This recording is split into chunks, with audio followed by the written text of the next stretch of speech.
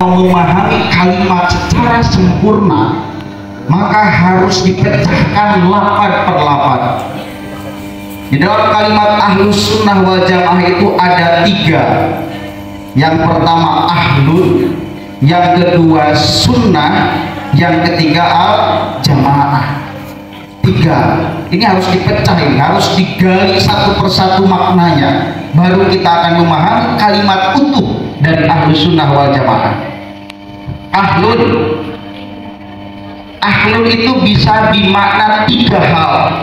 Yang pertama ahlun dimakna penduduk, misal ahlul jannah, amin. Misal ahlun nar, itu ahlun sama, cuma dimakna penduduk. Ada ahlun dimakna keluarga, contoh ahlul bait Nabi, itu ahlun dimakna keluarga. Yang ketiga ahlun dimakna golongan. Nah ini kita ini ahlus sunnah wal jamaah. Tuh, jadi ahlun itu punya tiga makna, semuanya akar katanya dari ahlun, maknanya beda-beda. Maka disinilah bahasa Arab luar biasa biasanya. Satu kalimat, satu lafaz bisa punya makna yang berbeda-beda. Itu ahlun. Yang kedua sunnah. Sunnah itu ada cek lugot, ada cek istilah. Cek lugotna at-thariqah, jalan, walau ghairul mardiyah, meskipun tidak diridhoi oleh Allah Subhanahu wa taala. Jalan, kita berjalan dari sini ke alun-alun Banjarsari mau melaksanakan sunnah bisa, tapi lugot mau kemana ente? Mau jalan-jalan, mau menjalankan sunnah dari mana ya? Sukasari ke alun-alun Banjarsari kena, tetapi lugot sunnah. Nah, istilah ya rada cerong tulisannya. Nah, ya pemuda itu ayat ini saya lihat. Namun ayat ini repot. Saya yakin ya ibu-ibu anu puber media sosial. Semuanya punya medsos. Jadi keterbukaan ilmu itu mesti kemudian saya sampaikan mungkin ya, karena sudah sering lah di media sosial dan berseliweran, makanya hati-hati. Saya berpesan kepada semuanya, jadi jangan salah berguru. Saya harus sampaikan karena mulai acak-acakan ini. Udah, kalau mau bertanya jangan ke media sosial, ke ustadz yang ada di kampung. Bahkan saya menyarankan kalau kemudian mau mengadakan pengajian jangan undang yang dari luar, yang dari sini aja, yang kontribusinya udah jelas, membimbing segala macamnya udah jelas. Jangan ikuti tren karena viral maka undang ustadz viral. Saya kira sekarang udah acak-acakan, dingkene udah jelas ini belajar ikro A B C D segala macam di dia, ustadznya kontribusinya jelas, makanya salah kalau misal ari ka ustad anu di kampung teu mere duit, ari ka batur mere duit, itu salah. Cek saya mah. Kapan lagi itu? Duit. Ada bendahara. Da duitan bendahara, soalnya mengeluarkan uang, bukan mendapatkan uang. Sunnah cek istilah itu ada minimal 5 definisi. Yang pertama, sunnah menurut ahlul fikih, yang saya yakin semuanya pasti tahu. Coba, cek fikih, sunnah cek fikih. Ma yusabu ala tarikihi wala yu'aqabu ala tarikihi. Diganjar lamun melakukan dan tidak disiksa kalau kita kerjakan. Kalau tidak mengerjakan. Itu sunnah cek fikih.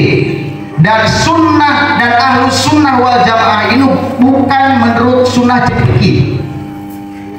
Kalau ahlus sunnah di lapan sunnah, lamun sunnah di lapan ahlus sunnah wal jamaah cek ulama fikih, maka jadi pengertian lagi ya.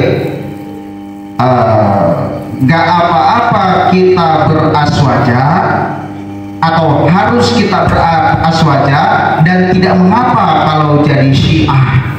Jadi gitu. Lamun ahlu sunnah wal jamaah sunnahna mengertian apa menurut pengertian ulama fikih. Jadi tepas, cocok. Yang kedua, sunnah menurut ulama usul fikih.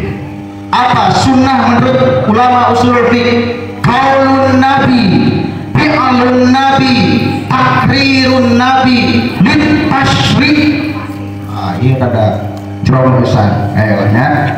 Qaulun nabi, ucapan nabi, fi'lun nabi, perbuatan nabi, takrirun nabi, pendiaman nabi, lit tasyri' yang mengandung hukum syariat.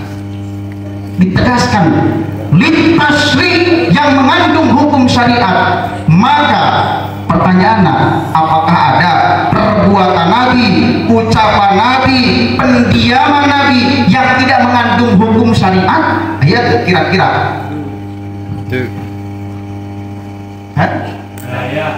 ayat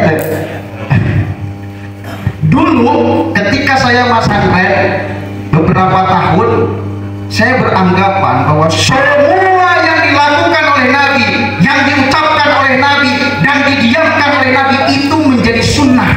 Dulu ketika ayeuna rada lila pesantren, ternyata ayat menurut ulama usul fiqh, ayat menurut ulama ahlul hadis, ayat menurut ulama ahlul akidah menjadi beda. Ternyata ada sunnah atau ada pekerjaan Nabi, pendiaman Nabi, ucapan Nabi yang tidak ditasyrih. Ada. Salah satunya yang berkaitan dengan basariyah, kemanusiaan, kebudayaan. Misal, ya, cirina gampang sekali. Cirina ayat 2, hiji. Kalau yang diucapkan oleh Nabi, kalau yang dilakukan oleh Nabi, kalau yang didiamkan oleh Nabi juga sama dilakukan oleh orang di luar Islam pada saat itu, kalau yang dilakukan oleh Nabi juga sama dilakukan oleh orang non-Islam pada saat itu, maka bisa dipastikan 99,9,9% itu tidak termasuk sunnah lit tasyri'. Contoh, ada hadis Nabi, fasluma amamatina wa amamatil kufar al-kolam suwa. Perbedaan udeng saya, kata Nabi, dengan udeng yang bukan saya, artinya berarti yang pakai udeng itu bukan hanya Nabi dan orang Islam pada saat itu, tetapi mayoritas orang Arab juga memakainya. Paham? Tasluma amamatina wa amamatil kufar. Jadi yang pakai udeng itu bukan hanya Nabi dan kaum muslimin pada saat itu, tetapi orang kafir juga pakai udeng. Jadi pertanyaan, pakai udeng sunnah atau tidak? Oh, kira-kira kata guru saya sekali lagi, perbedaannya nyirikeun sunnah litasrikeun tena, kalau yang dilakukan oleh Nabi itu juga sama dilakukan oleh orang selain daripada Islam, maka itu bukan sunnah litasri ternyata.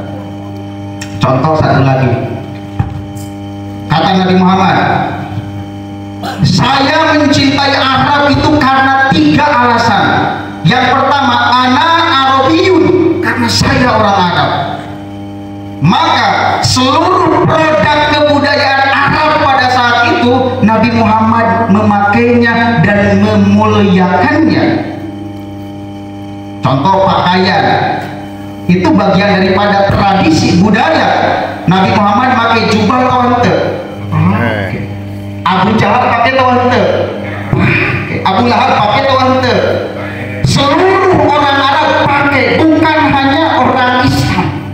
Berarti pertanyaannya, pakai jubah sunnah kawan? Gitu. Maka diimplementasikanlah oleh orang-orang NU ketika Nabi Muhammad mencintai seluruh produk budayanya termasuk bajunya, ditafsirkan orang Indonesia mah pakai batik, produknya kayak batik, esensinya mencintai produk kebudayaan, maka yang sunnah itu pakai batik berarti bos. Esensi itu sunnah menurut ulama usul. Yang ketiga, sunnah menurut ahlul hadis. Sunnah menurut ulama ahlul hadis, semua yang dilakukan oleh Nabi, semua yang diucapkan oleh Nabi, semua yang didiamkan oleh Nabi itu menjadi sunnah. Nah, ini menurut ulama ahlul hadis yang kita sering ketahui itu.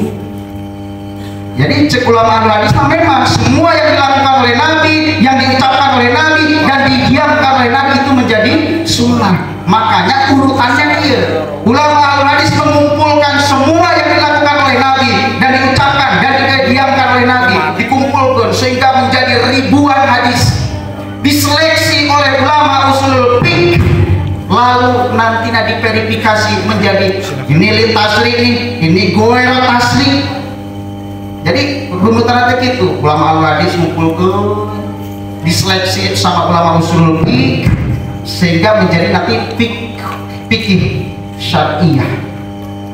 Jadi itu mengalami tahapan verifikasi.